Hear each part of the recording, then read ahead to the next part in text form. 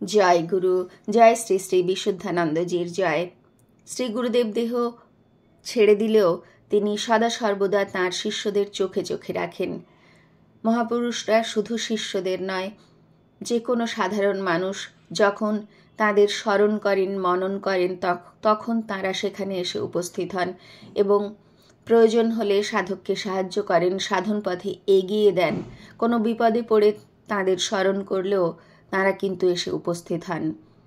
শ্রী বিশুদ্ধানন্দজির জীবনীতে আমরা টুকরো টুকরো অনেক ঘটনা পেয়েছি। আজ আরেকটি ঘটনা লিখছেন, ঘটনাটি শ্রীমতী উমা তারা দাসী।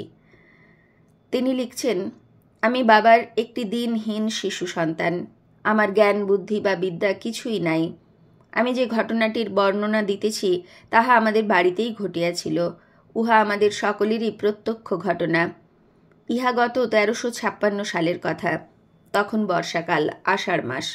ওই সময় আমার একটি পৌত্র অত্যন্ত অসুস্থ হইয়া শয্যাগত অবস্থায় ছিল। পৌত্রটির নাম অরূপ কুমার। রোগের অবস্থা এরূপ সাংঘাতিক হইয়া পড়িল যে উহার বাঁচিবার আশা এক প্রকার ছিল না বললেই হয়। বাড়ির সকলেই আশঙ্কা করিতেছিল কখন কি হয়। সকলেরই চিত্ত বিমর্ষ ও উৎকণ্ঠায় ভরপুর। বাড়িতে 4 জন ডাক্তার চিকিৎসক ছেলেটির অবস্থা নিরীক্ষণ করিতেছিলেন।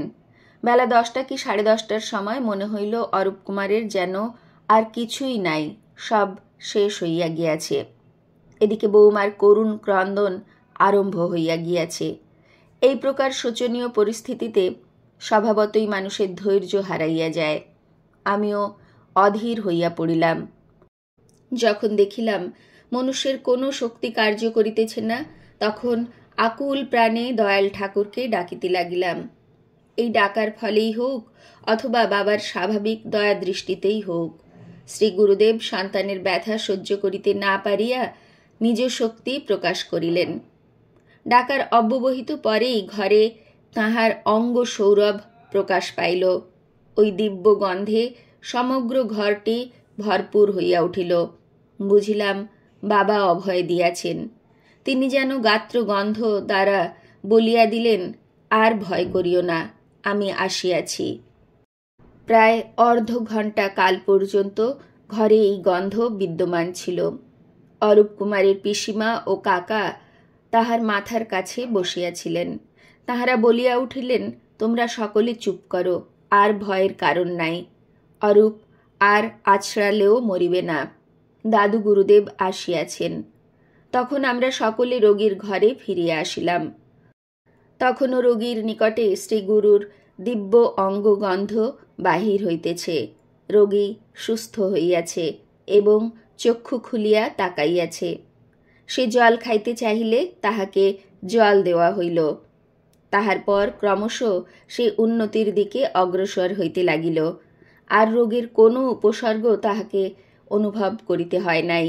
শ্রী গুরুদেবের অচিন্ত শক্তি ও করুণার বিবরণ দেওয়া মানুষের অসাধ্য।